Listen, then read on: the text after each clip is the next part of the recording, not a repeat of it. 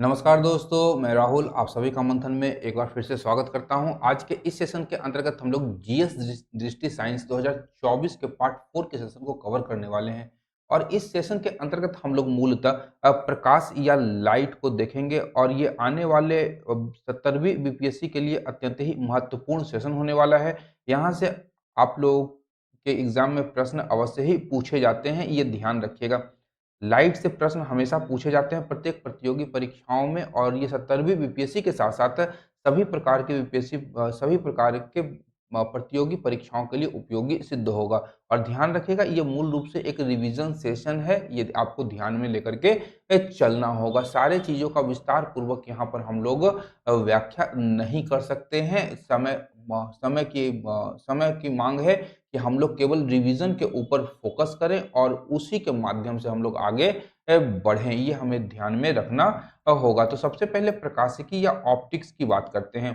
प्रकाशिकी या ऑप्टिक्स की बात करते हैं तो ध्यान रखिएगा कि ऊर्जा का एक रूप है। प्रकाश क्या है? ऊर्जा का एक रूप है जो विद्युत चुंबकीय तरंगों के रूप में संचरित होता है और वस्तुओं को दृश्यमान बनाता है। हम लोग किसी वस्तु को जो देखते हैं वह क्यों देख पाते हैं? तो प्रकाश के कारण ही हम लोग किसी वस्तु को देख पाते हैं, ये ध्यान रखना है हमें। अब प्रकाशिकी की बात करें तो ध्यान रखिएगा कि प्रकाश सीधी रेखा में संचरण करता है, अनुप्रस्थ तरंग है, ये याद रखिएगा। प्रकाश अनुप्रस्थ तरंग का उदाहरण है और ये निर्वात में भी संचरण कर सकता है। निर्वात में भी संचरण करता है। सूर्य से प्रकाश जब आती है तो वहां पर किसी भी प्रकार का वायुमंडल उपस्थित नहीं होता है, लेकिन वो निर्वात में वैक्यूम में ट्रेवल करती है। यहाँ पर ध्यान रखिएगा कि प्रकाश की दोहरी प्रकृति होती है, तरंग के रूप में भी और कण के रूप में भी। तो तरंग और कण दोनों रूपों के रूप में प्रकाश की प्रकृति निर्धारित की जाती है। यदि हम लोग देखें तो व्यतिकरण, विवर्तन, ध्रुवन, परावर्तन, अपवर्तन और ऋतु रेखीय गमन आदि की जो व्याख्या है वह तरंग के माध्यम से की जाती है। यानी आज तक हम लोगों ने जितना पारंपरिक प्रकाश के पारंपरिक सिद्धांतों को या क्रियाओं को पढ़ा है, वो सभी के सभी पारंपरिक क्रियाएं जो होंगी वो तरंग के रूप को परिभाषित करती है। वहीं कण की बात करेंगे तो प्रकाश वैद्युत प्रभाव और क्रॉम्पटन प्रभाव आदि की व्याख्या जो है ये प्रकाश के फोटोन सिद्धांत के द्वारा की जाती है। ये प्रकाश की दोहरी प्रकृति का निर्धारण करता है। और प्रकाश की इस द्वैत प्रकृति की बात करें तो कण प्रकृति की बात करें तो ध्यान रखिएगा देकार्त के द्वारा इसे सर्वप्रथम प्रस्तुत किया गया था और आइजैक न्यूटन के द्वारा इस सिद्धांत के कण प्रकृति का विकास किया गया था। तरंग प्रकृति की बात करेंगे तो क्रिस्टियन हाइगेंस के द्वारा इसे विकसित किया गया था और इसी के माध्यम से हाइगेंस ने परावर्तन और अपवर्तन की व्याख्या की थी। ध्यान रखिएगा, परावर्तन और अपवर्तन की जो व्याख्या है वो तरंग प्रकृति के आधार पर की जाती है, ये ध्यान रखिएगा। अब यदि हम लोग बात करेंगे यहाँ पर सबसे पहले तो प्रकाश की चाल की ही बात कर लेते हैं, उसके पश्चात अंतरिक्ष में हम लोग ऊपर चलेंगे। तो सबसे पहले हम लोग बात करें तो प्रकाश की चाल जो होगी यह भिन्न भिन्न माध्यमों में अलग अलग इसकी चाल होती है। और ध्यान रखिएगा, और प्रकाश की चाल में यह अंतर का कारण क्या है तो ये पर ध्यान रखना है हमें। एक माध्यम से दूसरे माध्यम में जाने पर प्रकाश के तरंग दैर्ध्य में परिवर्तन, प्रकाश के तरंग दैर्ध्य में परिवर्तन के परिणाम स्वरूप ही प्रकाश की चाल में एक वस्तु से दूसरे वस्तु में अंतर उत्पन्न होता है। और प्रकाश की सर्वाधिक चाल कहाँ पर होती है तो निर्वात में 3 गुना 10⁸ मीटर पर सेकंड की रफ्तार से प्रकाश निर्वात में गमन करती है। और प्रकाश की चाल सबसे कम चाल आपका ठोस में, और आपका ये ध्यान रखिएगा कि अवरोही क्रम में दिया गया है। निर्वात में सर्वाधिक, गैस में उसके पश्चात, द्रव्य में उसके बाद और ठोस में न्यूनतम होती है प्रकाश की चाल। ये क्रम आप लोग ध्यान में रखेंगे, निर्वात, गैस, द्रव और ठोस, जिसमें प्रकाश की चाल का ये अवरोही एक क्रम है। अब बात करते हैं चंद्रमा और अंतरिक्ष यान पर जो यात्री होते हैं उन्हें आकाश का रंग काला दिखाई देता है। इसका कारण क्या है तो वहां पर वायुमंडल की अनुपस्थिति होती है, जिसके कारण प्रकाश का प्रकीर्णन नहीं हो पाता। और प्रकीर्णन नहीं हो पाने के परिणाम स्वरूप आकाश का रंग जो होता है वो काला दिखाई देता है। ये ध्यान रखिएगा, प्रकाश का प्रकीर्णन नहीं होने के कारण यहाँ प्रकीर्णन की घटना हो रही है, ये आप ध्यान में रखेंगे। इसके अतिरिक्त एक अन्य तथ्य है इंद्रधनुष। इंद्रधनुष वर्ण विक्षेपण का उदाहरण है, ये ध्यान रखिएगा। इंद्रधनुष वर्ण विक्षेपण का उदाहरण है और यह प्रकाश के परावर्तन, अपवर्तन और पूर्ण आंतरिक परावर्तन के कारण इंद्रधनुष का निर्माण होता है।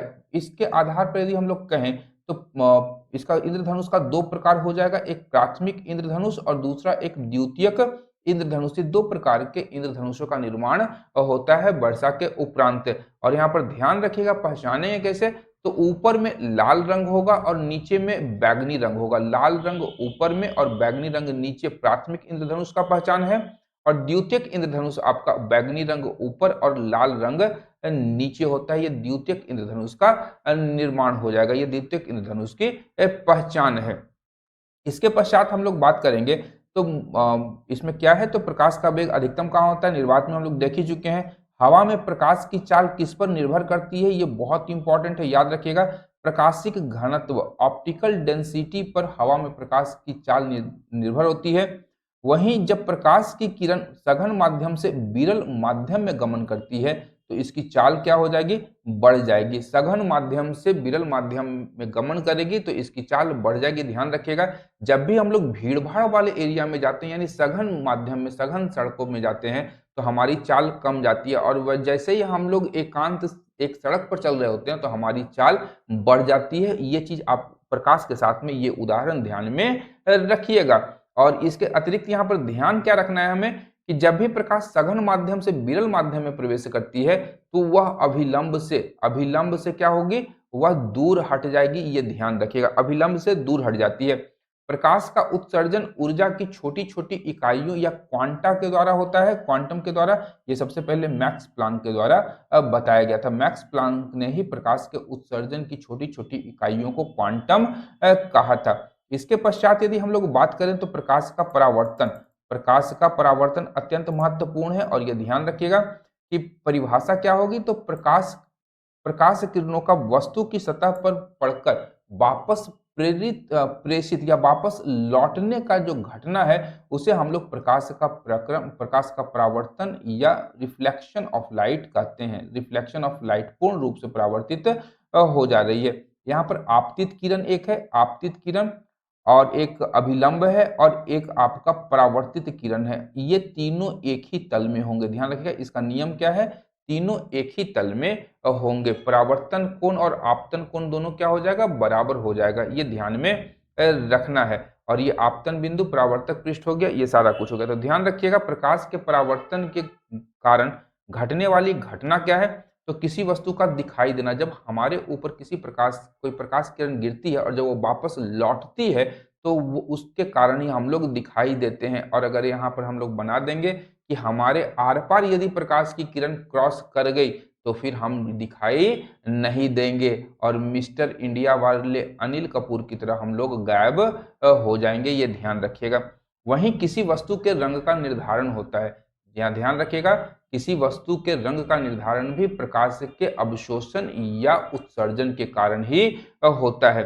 बल्ब से कोई लाल मेज दिखाई दे रही है तो ध्यान रखिएगा, आपतित किरण है और लाल मेज पे गिर रही है, और परावर्तित किरण कहाँ गई, व्यक्ति की ओर, तो वस्तु कैसा दिखाई देगा, लाल मेज लाल तरह दिखाई देगा। अब यहाँ पर यदि हम लोग बात करें दर्पण की, दमकल बोल रहा हूं मैं, दमकल, ये मैं दमकल की बात कर रहा हूँ। चलिए, दमकल की बात नहीं करना है हमें, दर्पण की बात करनी है। तो दर्पण की बात करनी है तो ध्यान रखिएगा, दर्पण क्या है, तो चिकनी और उच्च पॉलिश युक्त परावर्तक सतह ही दर्पण कहलाता है, जिसमें सुबह सुबह उठ करके हम लोग अपना आईने में चेहरा देखते हैं। तो चिकनी और उच्च पॉलिश युक्त परावर्तक सतह है। इसका प्रकार कैसा होता है, तो एक समतल दर्पण होगा, परवलयाकार दर्पण होगा, गोलीय दर्पण होगा। गोलीय दर्पण का दो उदाहरण है, उत्तल दर्पण और अवतल दर्पण। बड़ा परेशान करता है गोलीय दर्पण हमारा, ये ध्यान रखिएगा, बहुत टेढ़ा खीर है ये। अब आइए बात करते हैं सबसे पहले प्लेन मिरर की। तो समतल परावर्तक पृष्ठ वाला दर्पण जो कि हम लोगों के घरों में होता है, ये समतल परावर्तक पृष्ठ होता है, इसका घरों में उपयोग होता है। प्रतिबिंब की विशेषताएं कैसी होगी, कैसी प्रतिबिंब बनेगी, तो आभासी बनेगा और सीधा बनेगा। ये ध्यान रखिएगा, वस्तु के आकार के बराबर बनता है। प्रतिबिंब और वस्तु का समतल दर्पण से बराबर दूरी होती है, लेकिन इसकी सतह क्या होती है, विपरीत सतह पर होती है। ये ध्यान रखिएगा, विपरीत सतह पर या लैटरल इनवर्स ये बनाता है। इसके अतिरिक्त वस्तु के पूर्ण प्रतिबिंब के लिए दर्पण की ऊंचाई कितनी होनी चाहिए? तो वस्तु की ऊंचाई की आधी 6 फीट आपकी हाइट होगी, तो कम से कम दर्पण में पूर्ण प्रतिबिंब देखने के लिए आपका दर्पण की जो ऊंचाई होगी वो 6 के आधा 3 फीट की होनी चाहिए। 90 डिग्री पर यदि कोण पर रखे दो समतल दर्पणों के बीच रखी वस्तु के प्रतिबिंबों की संख्या कितनी होगी? तो 3। इसे एकदम रट्टा मार लीजिएगा। 90 डिग्री के एंगल पर यदि दो समतल दर्पणों को रखा जाता है और उनके बीच कोई वस्तु रखी जाएगी तो प्रतिबिंबों की संख्या 3 होगी।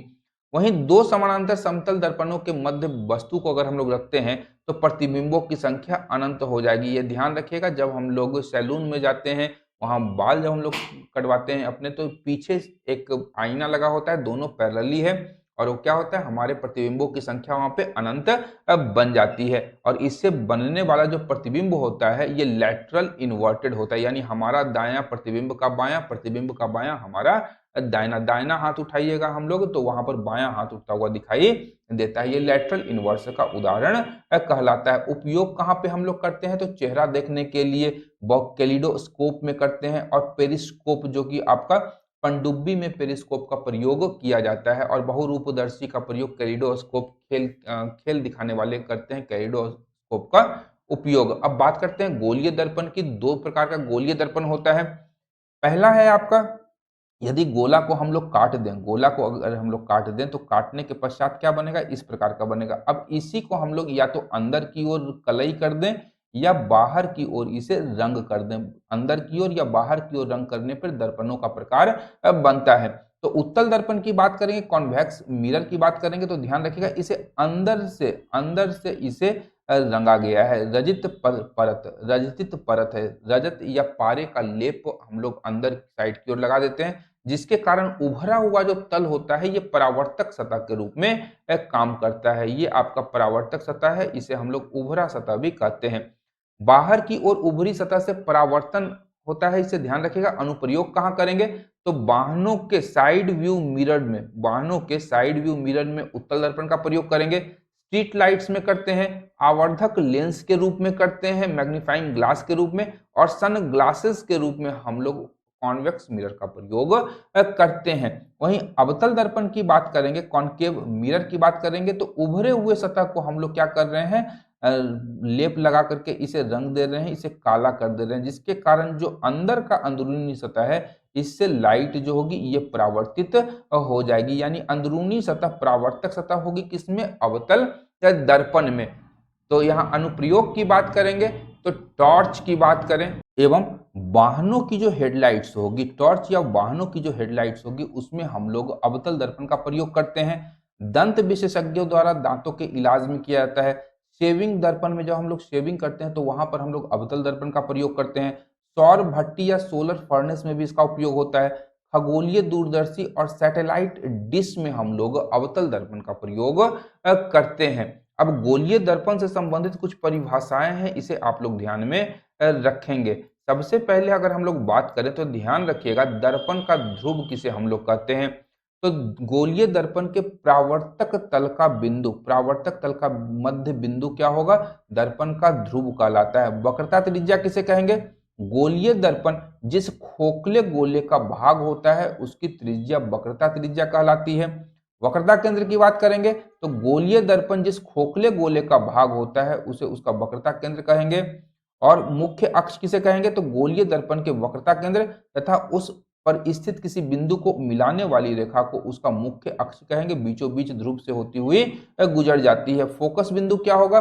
तो मुख्य अक्ष पर स्थित वह बिंदु जिससे प्रकाश की किरण अपसारित या आती हुई प्रतीत होती है, तो ये आपका फोकस बिंदु कहलाएगा। और यहाँ पर संबंध याद रखिएगा, फोकस दूरी इक्वल टू वक्रता त्रिज्या बटा 2, एफ इक्वल टू RY2 होता है, ये ध्यान रखिएगा। फोकस और वक्रता त्रिज्या के मध्य संबंध अगर हम लोग बात करें, यदि दो समतल दर्पण थीटा डिग्री कोण पर झुके हों तो उनके द्वारा मध्य में रखी गई वस्तु के बने हुए प्रतिबिंबों की संख्या कितनी होगी? तो 360 डिग्री बाई थीटा माइनस 1, ये समतल दर्पण के द्वारा बने हुए प्रतिबिंबों की संख्या होगी। और किसी व्यक्ति को पूरा प्रतिबिंब देखने के लिए समतल दर्पण की न्यूनतम ऊंचाई व्यक्ति की ऊंचाई से आधी होनी चाहिए, ये सब ध्यान रखिएगा।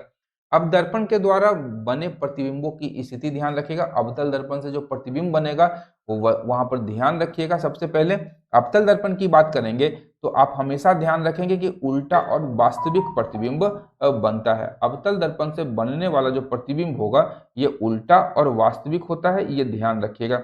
इसके अतिरिक्त हमें ध्यान रखना है कि एकमात्र कारक, एकमात्र रीजन है, एकमात्र हमारा स्थिति है जिसमें हमें सीधा और आभासी प्रतिबिंब बनता है। सीधा और आभासी प्रतिबिंब कहाँ बनेगा? ये दर्पण के पीछे बन रहा है, फोकस और ध्रुव के बीच। ये केवल आपको याद रखना है। अवतल दर्पण की स्थिति में हमेशा उल्टा और वास्तविक प्रतिबिंब बनता है और फोकस तथा ध्रुव के बीच में जब हम रखेंगे वस्तु को तो सीधा और आभासी प्रतिबिंब बनेगा। सीधा या काल्पनिक प्रतिबिंब बनता है, वो भी दर्पण के पीछे में। केवल एक कंडीशन है और ठीक इसका उल्टा आपका उत्तल दर्पण की स्थिति में हो जाता है। सॉरी, लेंस की स्थिति में ठीक इसका उल्टा होगा।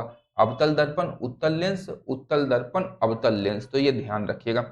उत्तल दर्पण की बात करेंगे तो उत्तल दर्पण से प्रत्येक स्थिति में दर्पण के पीछे उसके ध्रुव और फोकस के बीच वस्तु से छोटा, सीधा और आभासी प्रतिबिंब बनेगा। उत्तल दर्पण से प्रतिबिंब हमेशा क्या बनेगा? छोटा, सीधा और आभासी बनेगा। कहां बनेगा? ध्रुव और फोकस के बीच बनेगा।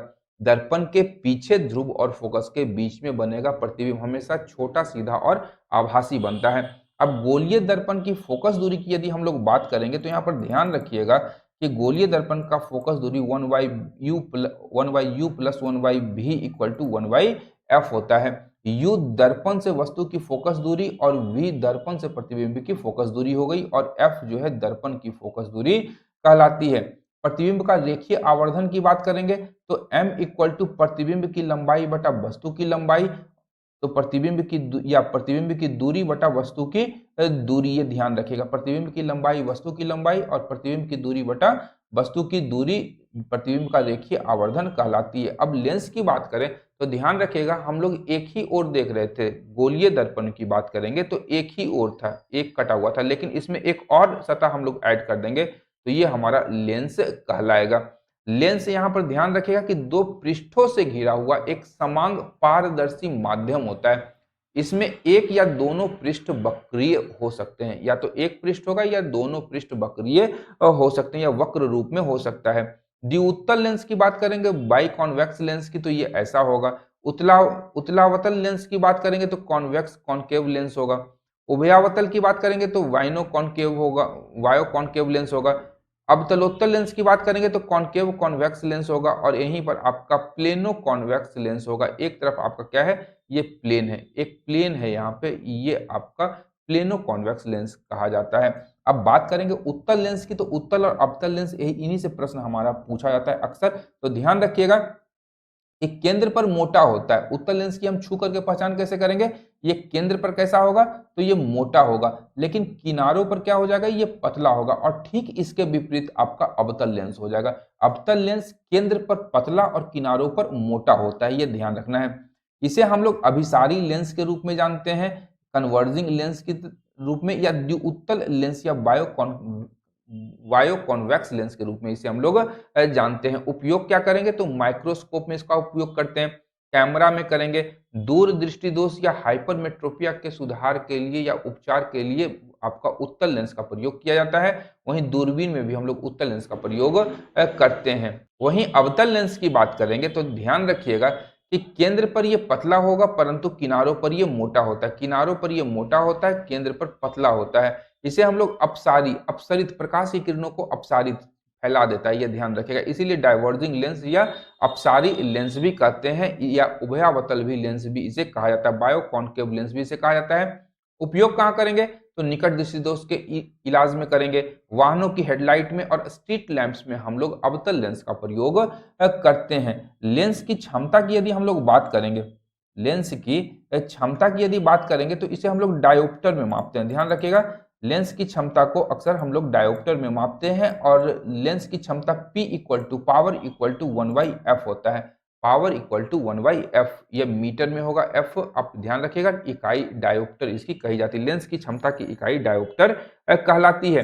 संयुक्त लेंस की क्षमता क्या होगी? तो दोनों लेंस की क्षमता इसमें जुड़ जाएगी और एक्स दोनों लेंस के मध्य के बीच जो गणितीय दूरी होगी, जो डिस्टेंस होगा, वो दोनों लेंसों के बीच का, उसे हम लोग इसमें घटा देंगे, दोनों लेंस की क्षमताओं में घटा देंगे, तो हमारा संयुक्त लेंस की क्षमता निकल जाएगी। लेंस की फोकस दूरी की बात करेंगे तो ये ध्यान रखिएगा 1/u minus 1/v equal to 1/f होता है। u लेंस से वस्तु की दूरी, v लेंस से प्रतिबिंब की दूरी और लेंस की फोकस दूरी आपका f हो जाएगा।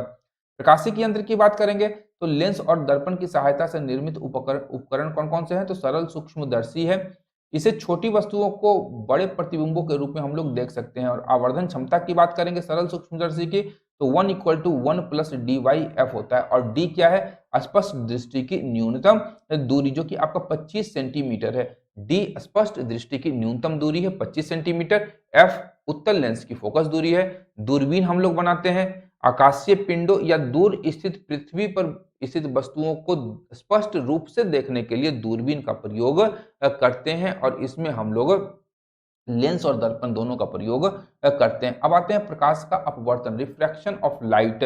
तो परिभाषा क्या होगी? तो प्रकाश की किरण एक पारदर्शी माध्यम से दूसरे पारदर्शी माध्यम में प्रवेश करने पर उसके पथ में विचलन उत्पन्न होता है, तो इसे हम लोग प्रकाश का अपवर्तन, रिफ्रैक्शन कहते हैं। ये ध्यान रखिएगा, या तो अंदर की ओर मुड़ जाएगी प्रकाश की किरण या बाहर की ओर निकल जाएगी। इसे आना था एक दिशा में, एक सीधी गति में आना था। अगर यहाँ पर कोई दो माध्यम नहीं होता और एक ही माध्यम यहाँ पे रहता, तो ध्यान रखिएगा, या तो और माध्यम आ जाने के कारण, अगर माध्यम नहीं होता तो सीधी रेखा में गमन कर जाती, निकल जाती। माध्यम है तो या तो अंदर की ओर अभिलंब से अंदर की ओर मुड़ेगी या अभिलंब से दूर जाएगी। तो अपवर्तन के लिए ध्यान रखिएगा, यहाँ पे क्रांतिक कोण का मान 90 डिग्री होता है। अपवर्तन के लिए क्रांतिक कोण का मान 90 डिग्री होता है। और ऊपर में हमारे यहाँ पे दिया हुआ है विरल माध्यम, ऊपर में है विरल माध्यम और नीचे में है हमारा सघन माध्यम। तो ध्यान रखिएगा, जब भी किरण विरल माध्यम से सघन माध्यम की ओर आती है तो यह अभिलंब की ओर मुड़ जाती है, अभिलंब की ओर मुड़ेगी। और यह ध्यान रखना है कि जब भी सघन माध्यम से विरल माध्यम की ओर जाएगी तो यह अभिलंब से दूर हट जाएगी। ये ध्यान रखिएगा। ठीक इसका उल्टा सघन से विरल माध्यम में होता है प्रकाश की किरण का। अब अपवर्तन के नियम की बात करेंगे तो ध्यान रखना है कि आपतित किरण, अपवर्तित किरण और आपतन बिंदु तीनों एक ही तल में होने चाहिए। और साथ ही साथ कि किन्हीं दो माध्यमों के लिए एक ही रंग के प्रकाश के लिए आपतन कोण की जया साइन आई और अपवर्तन कोण की जया साइन आर का जो अनुपात होगा, एक नियतांक होगा sine I equal to sine R. ये अपवर्तन के नियम है। उदाहरण के लिए रूप में अगर हम लोग देखें तो ये आप लोगों को ध्यान में रखना होगा, प्रश्न यहाँ से पूछा जाता है। जल में डूबी हुई छड़ को बाहर से देखने पे छड़ मुड़ी हुई या टेढ़ी प्रतीत होती है, ये देखिएगा, और छोटी दिखाई देती है और सतह पर ये मुड़ी हुई दिखाई देती है। तो ये अपवर्तन का उदाहरण है। पानी से भरे बर्तन में पड़ा सिक्का ऊपर की ओर दिखाई देता है, या पानी से भरा जो बर्तन या बाल्टी होता है उसका तल कुछ ऊपर उठा हुआ प्रतीत होता है, यह भी अपवर्तन का उदाहरण है। तारों का टिमटिमाना अपवर्तन का उदाहरण है। और सूर्योदय और सूर्यास्त के समय सूर्य का बड़ा दिखाई देना, सूर्योदय और सूर्यास्त के समय सूर्य का बड़ा दिखाई देना प्रकाश के अपवर्तन का, प्रकाश के अपवर्तन का उदाहरण है। अब बात करेंगे अपवर्तनांक की, रिफ्रैक्टिव इंडेक्स की। तो यहाँ पर ध्यान रखिएगा कि निर्वात में प्रकाश की चाल का किसी माध्यम में प्रकाश की चाल से अनुपात, किसी भी माध्यम में, चाहे ठोस हो, द्रव हो, गैस हो, एक तो निर्वात में प्रकाश की चाल है और दूसरी किसी माध्यम में प्रकाश की चाल का अनुपात, उसका अपवर्तनांक कहेंगे। तो निर्वात में प्रकाश की चाल और माध्यम में प्रकाश की चाल, ध्यान रखिएगा माध्यम का अपवर्तनांक जितना अधिक होगा उसमें प्रकाश की चाल उतनी ही कम होगी। यानी ये निर्भर किस पे करेगा? अपवर्तनांक पे। ये ध्यान रखिएगा कि प्रकाश का चाल अपवर्तनांक पे भी निर्भर करता है। माध्यम का अपवर्तनांक जितना ज्यादा अधिक होगा उसमें प्रकाश की चाल उतनी ही कम होगी। इसका प्रतीक हम लोग म्यू से इसे डिनोट करते हैं।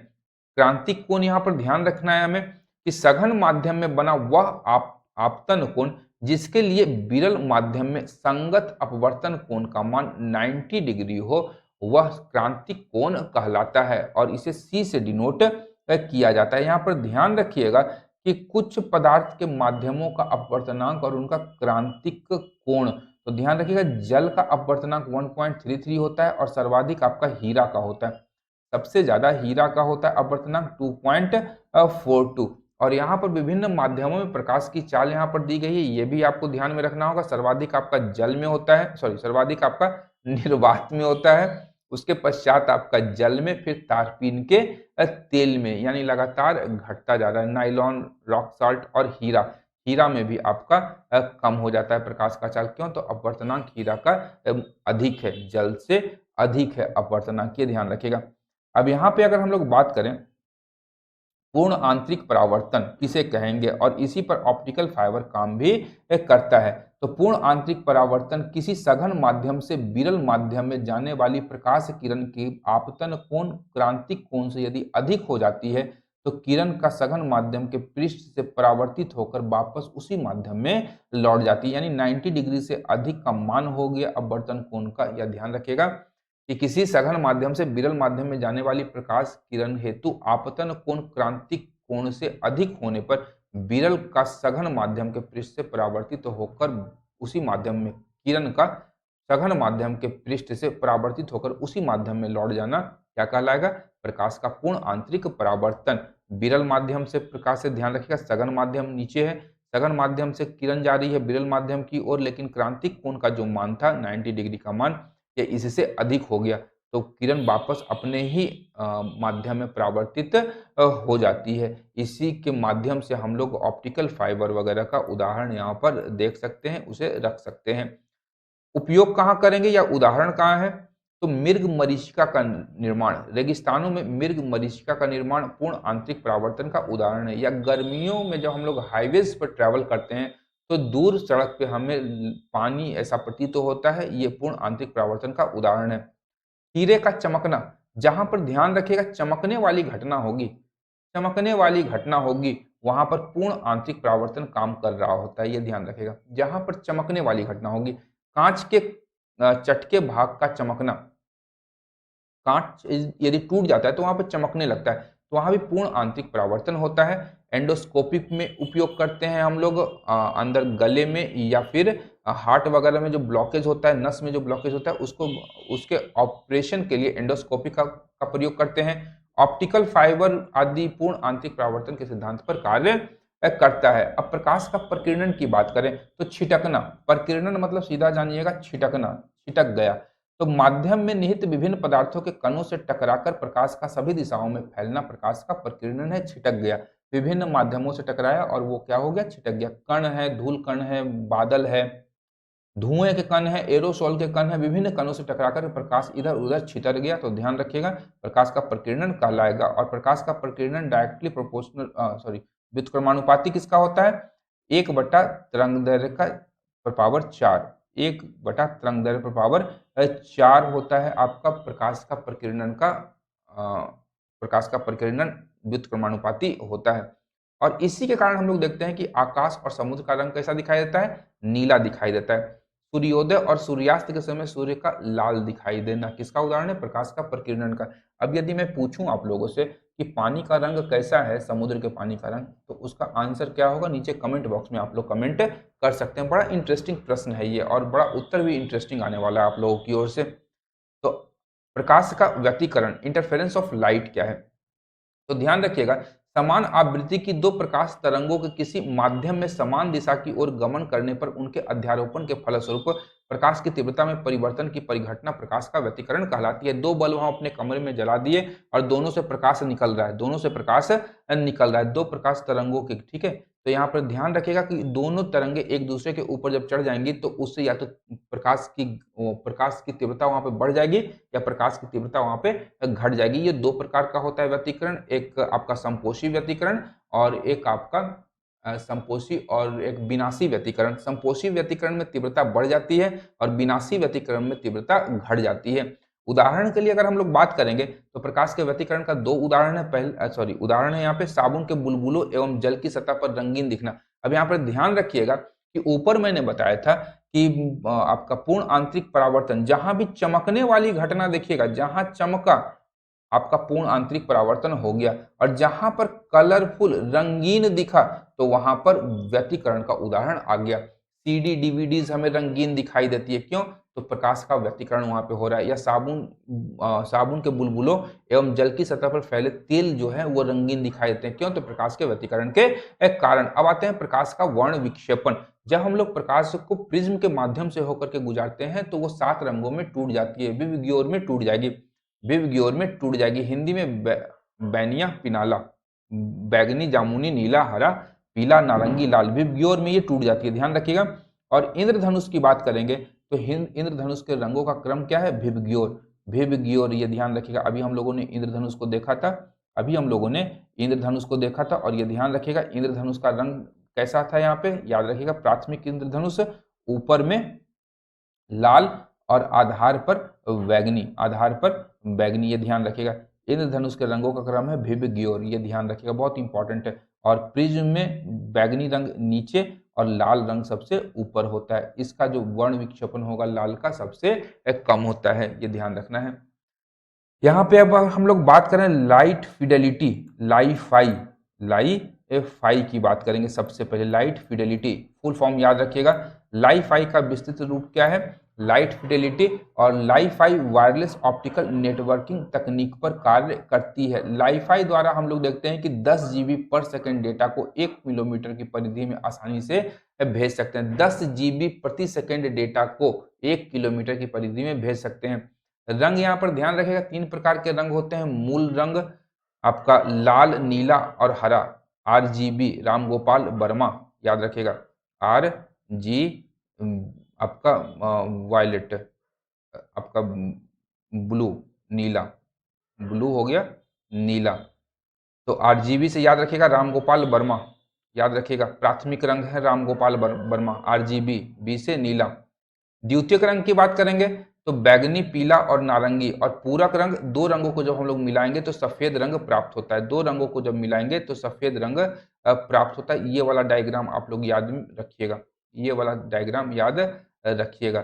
दो रंगों को मिलाने पर प्राप्त सफेद रंग पूरक रंग कहलाता है। इसके अतिरिक्त ध्यान रखिएगा मानव नेत्र, तो यहाँ पर ध्यान रखिएगा कि एक क्रिस्टलीय लेंस होता है, नेत्रोद होता है, इंग्लिश आप लोग देख लीजिएगा, पश्चिमाभी पेशियां, पीछे दृष्टिपटल या रेटिना, दृक् तंत्रिका जिसके माध्यम मस्तिष्क से हमारी तंत्रिकाएं जुड़ी होती हैं और हमें देखने का अनुभव मस्तिष्क को भेजते हैं।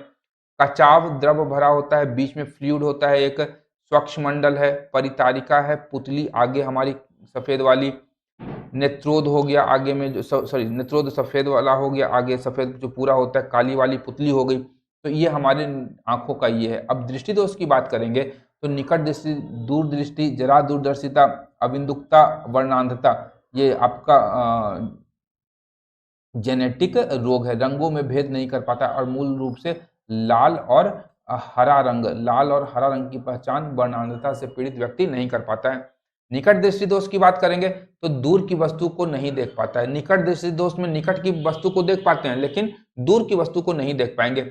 दूर दृष्टि दोष की बात करेंगे तो निकट की वस्तु को नहीं देख पाते हैं। और मेरे साथ में क्या हुआ है कि कभी मैं दूर की वस्तु को देख पाता हूँ, और निकट की वस्तु को नहीं देख पाता हूँ। दूसरी बार स्थिति उल्टी होती है कि निकट की वस्तु को देख पाता हूँ, दूर की वस्तु को नहीं देख पाता हूँ। मेरे डॉक्टर जो हैं सर परेशान हो चुके हैं, बोले हैं तुम सिस्टम पर काम करना छोड़ दो। उनका यही कहना है। मेरा कंडीशन अलग हो गया है, बड़ा अजीबोगरीब स्थिति बनी हुई है। एक बार जाता हूं तो निकट दृष्टि दोष निकलता है, दूसरी बार जाता हूं तो दूर दृष्टि दोष निकल करके आ जाता है। बार बार मुझे 6 महीने पे चश्मा बदलना पड़ रहा है। इसके पश्चात है जरा दूरदर्शिता। जरा दूरदर्शिता क्या है? तो निकट दूरदृष्टि दोष और दूरदृष्टि दोष के संयोजन से है जरा दूरदर्शिता। अबिंदुकता की बात करेंगे तो कॉर्निया का पूर्णतः गोल न होना। कॉर्निया, अगर हमारा जो कॉर्निया है वो पूर्णतः गोल नहीं है तो अबिंदुकता कहलाएगी। ऊपर और वर्टिकली एक साथ हम लोग सही ढंग से नहीं देख पाएंगे। निवारण कैसे करेंगे? तो अवतल लेंस के द्वारा हम लोग निवारण किसका करेंगे? तो निकट दृष्टि दोष का। उत्तल लेंस के द्वारा दूरदृष्टि दोष का। ड्यूफोक्सी लेंस के द्वारा जरा दूरदर्शिता का। बेलनाकार या सिलेंड्रिकल लेंस के द्वारा अबिंदुकता का। और वर्णांधता का कोई इलाज नहीं है, ध्यान रखिएगा, वर्णांधता का कोई इलाज नहीं है, वंशानुगत रोग है। तो प्रकाश का सेशन मैं यहीं पे समाप्त करता हूं। आशा करता हूं कि इस सेशन से भी आप लोग को उपयोगी और लाभदायी जानकारी प्राप्त हुई होगी। यदि सेशन से लाभ प्राप्त हो रहा है तो चैनल को लाइक, शेयर और सब्सक्राइब करना बिल्कुल भी ना भूलें। अंत तक देखने के लिए धन्यवाद। देखते रहिए मंथन, क्योंकि मैं इस प्रकार के वीडियोस लाता रहता हूँ। Thank you.